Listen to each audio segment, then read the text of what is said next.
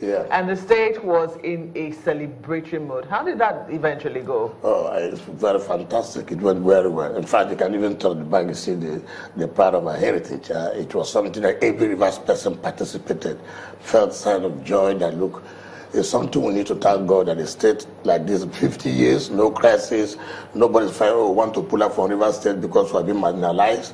So many people have made contributions, our family fathers who fought for the creation of the state. So we felt everybody should come together and celebrate and thank God, and also showcase what we were made of, and also forecasting future, where we would be in the next 50 years. For those of them who will see remain on earth, and for those of them who also not remain on earth, but we have to make preparations so that for those who will take over leadership, we also know where we have stopped. So first of all, I will say I'm very lucky that the governor at the time that the state became 50. I never knew. In fact, it didn't even occur to me until when I was saying, do you know the golden governor? I said, how? He said, but Rivers State was created in 1967. I said, oh my God, 50 years? That's wonderful. One has to thank God. You would have come to, we invited you people, you would have come to participate. I was going to ask you, do you think that, you know, some people have said that would have been an opportunity to showcase the state? Yes. You know, perhaps to potential investors, yes, to people who are interested in coming to put in money, to people who might see the state as a tourist opportunity. Yes. Do you think you were able to do that? Yes, to some extent we did, and I can say that so many people came from outside.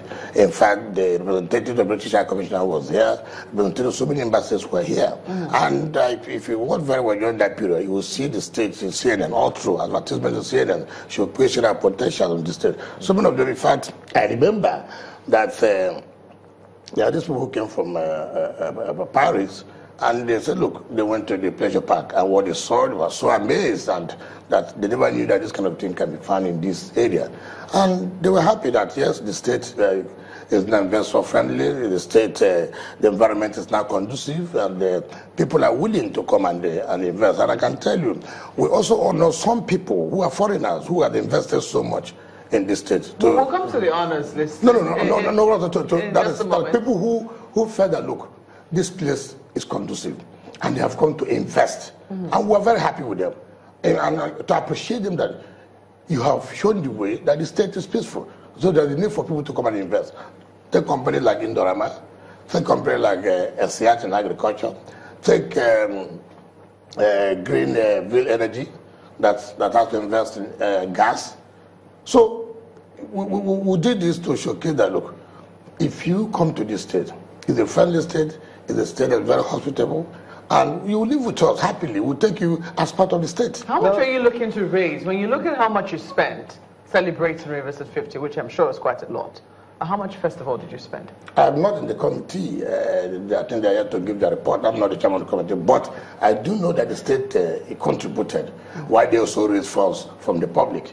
We're not raising funds for the public so much that, look, we want to use money to invest in the state. No, it's just money for the celebration. We didn't want it to be just government holy. Let private people also who are here, who believe in the state, who love the state, show us that they love the state by contributing towards that celebration. So you're yet to get a report from your committee? Obviously, you know that it's a huge sum down, so it has to take time for them to prepare the report. In fact, tomorrow, we are supposed to have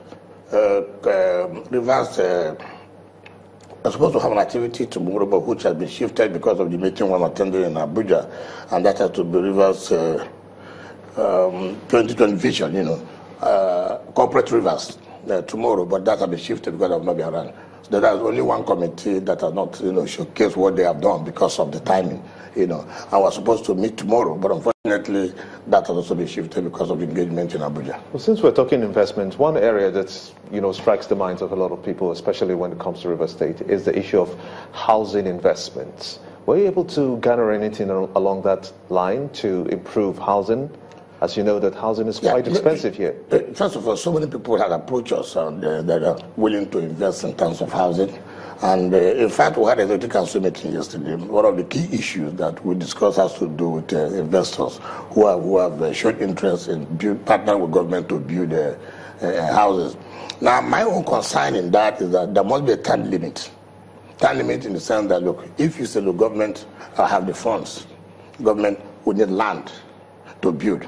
I've always said yes, because our experience has been Some people, you give them the land, they have the CFO, they use the CFO of government to now begin to go and look for money. And then before you know it, 5, 6 years, nothing has happened. So if you are telling us that you have money to invest, we believe you have the money. And we have to give you the land and also give you a CFO. We believe that within the next 3 years, obviously, something should show that, yes, we're investing, the houses has come up. But not to keep, like most people have done it. In fact, this state has been a victim. In the last administration, I've seen where people have come to tell the government they have money to invest in this kind of project. They have this. At the end of the day, government gives them CFO. In turn, they use the CFO to go and borrow money. And you also find out that they have a problem with payment of such a loan. And then the bank comes up, says, hey, you've not paid their money. Therefore, we're taking back the property. And what did that mean? The state had lost. So you're definitely guarding against that? Yes, so we must be careful. It's not just coming. So many people have shown interest, but we must,